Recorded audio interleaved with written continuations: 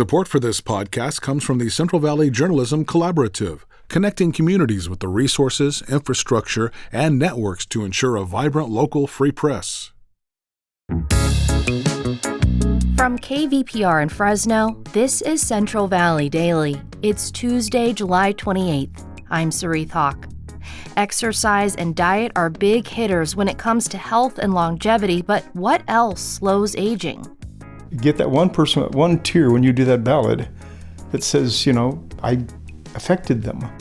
The surprising benefits and research behind on-stage performance for seniors. That story in just a moment, but first, these headlines. The former Kern County District Attorney was formally charged with DUI in court Monday. According to KGET, Ed Jagels was arrested back in June with allegations of driving with a blood alcohol level nearly twice the legal limit. Jagels served as Kern County's DA for 28 years, the longest-serving DA in California. Fresno city leaders have announced the last in a series of new measures that will be proposed for the November ballot. One of them would extend term limits for elected officials. KVPR's Israel Cardona Hernandez reports. Fresno's mayor and city council members currently have up to 8 years to serve in office. That's 4 years each term. But a proposed change would push the limit to a third term, 12 years total. Fresno City Council President Nelson Esparza says in exchange for a longer term, the measure would close a loophole that allows the same people to run again. There's nothing in the current language of our city charter to stop a person from cycling in and out of the same seat for the rest of their life. This November, we hope to close that door. Among the supporters is Mayor Jerry Dyer, who says he would gladly seek re-election when his second term ends in 2029. We've built an incredible amount of momentum in this city, and I want to continue with that momentum. The proposal will be presented in the next Fresno City Council meeting on Thursday.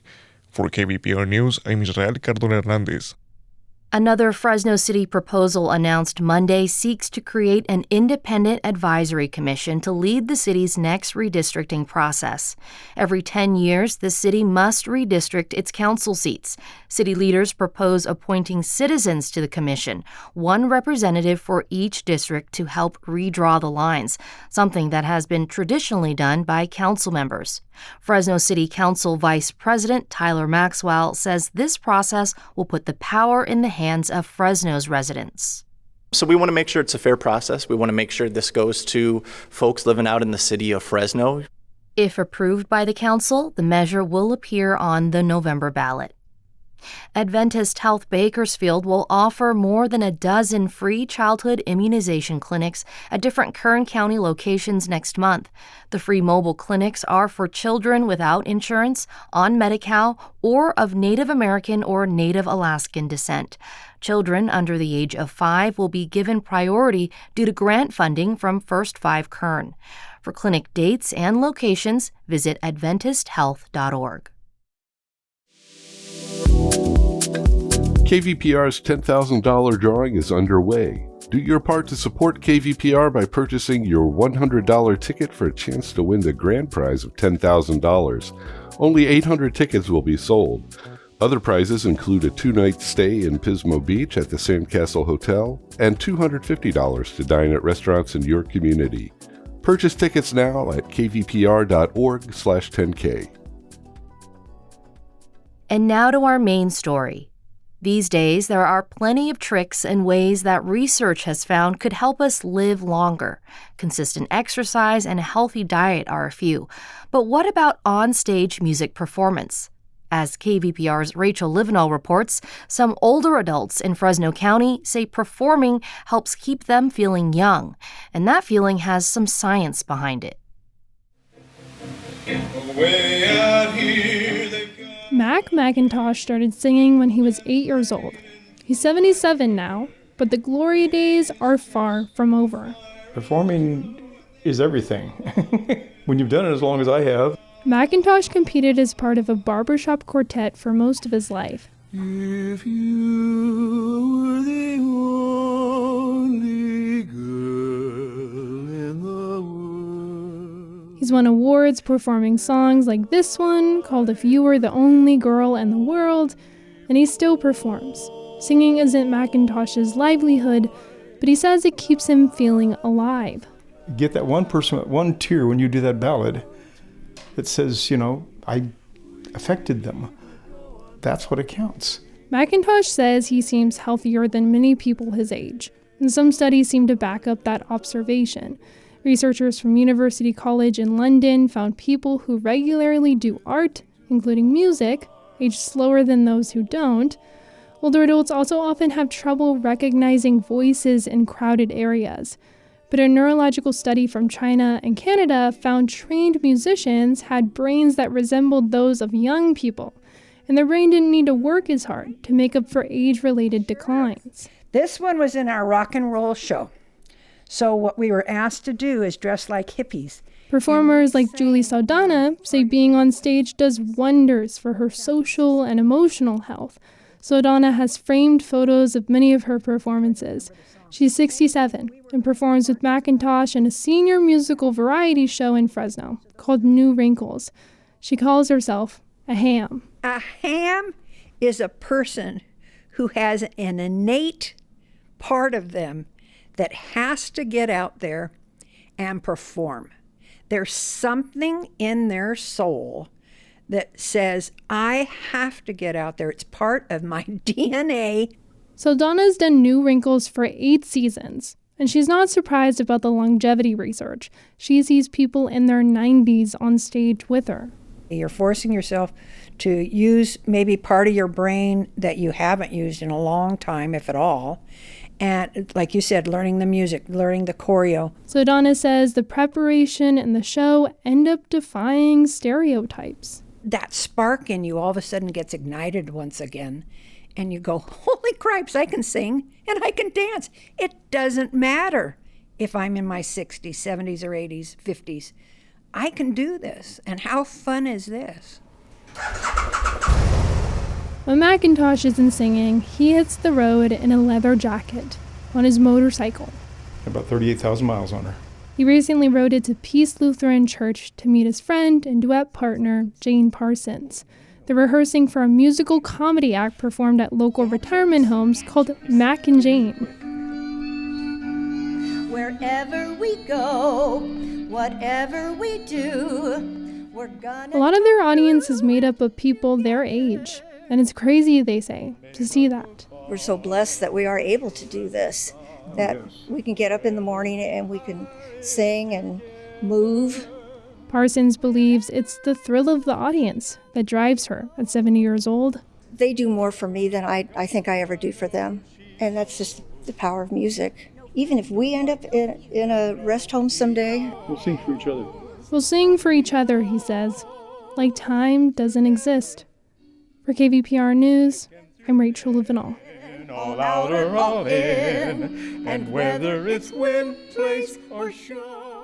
And Rachel joins me now. What a fantastic story, Rachel. I love their voices.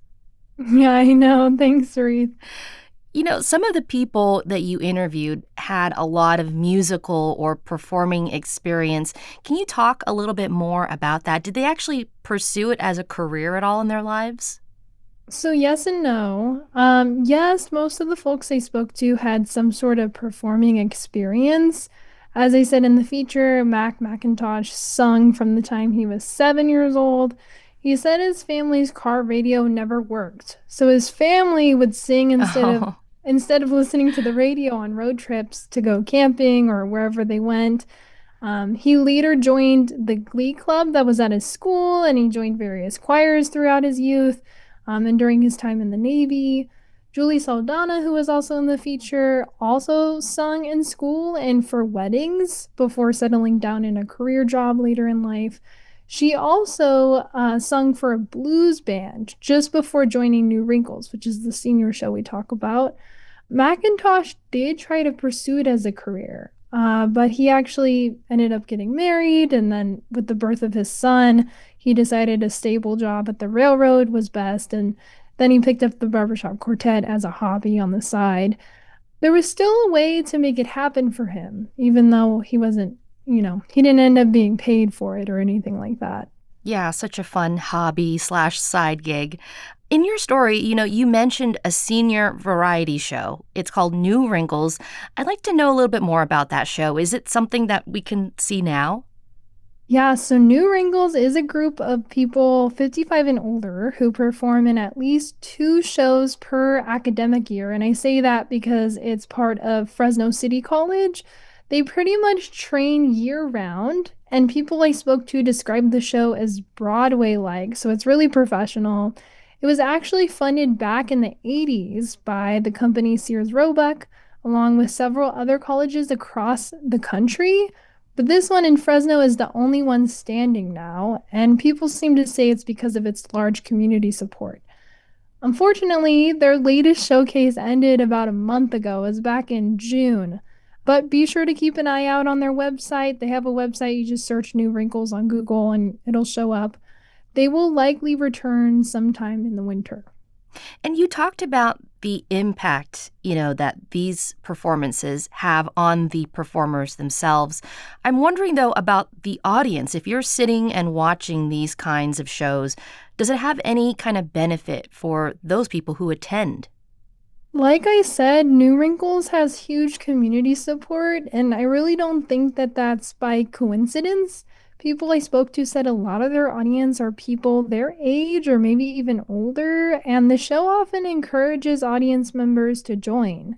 So they see older adults singing and dancing, and they think to themselves, maybe I can do this too.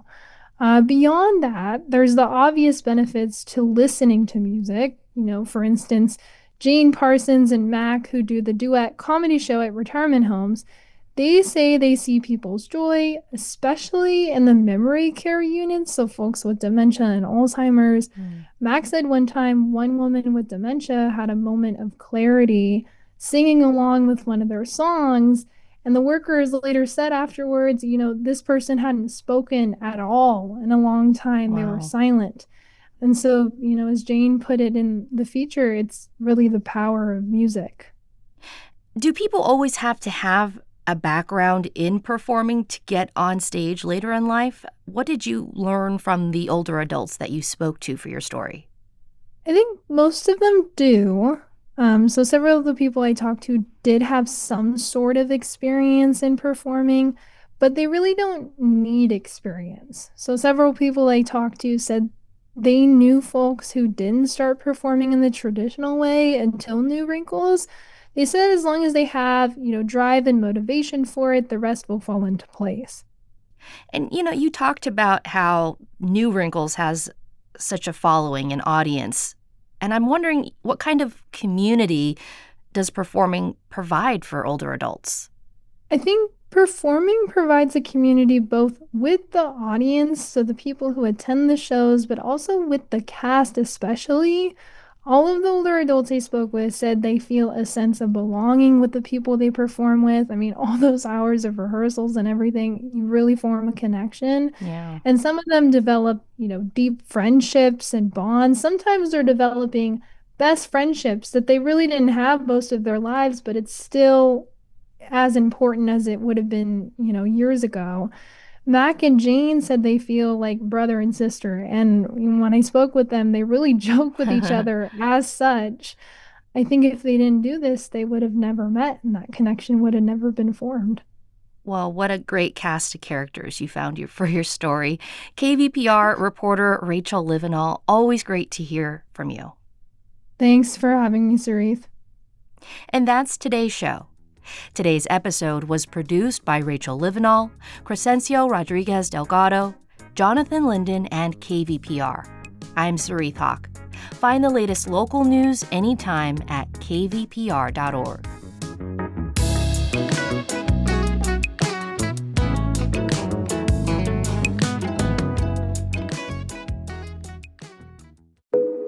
Each story you hear on Planet Money starts with a question. What happens if we refund tariffs? Why are groceries so expensive? At NPR, we stand for your right to be curious because the forces shaping our world can be hard to see. Follow NPR's Planet Money wherever you get your podcasts and start seeing how the economy really works.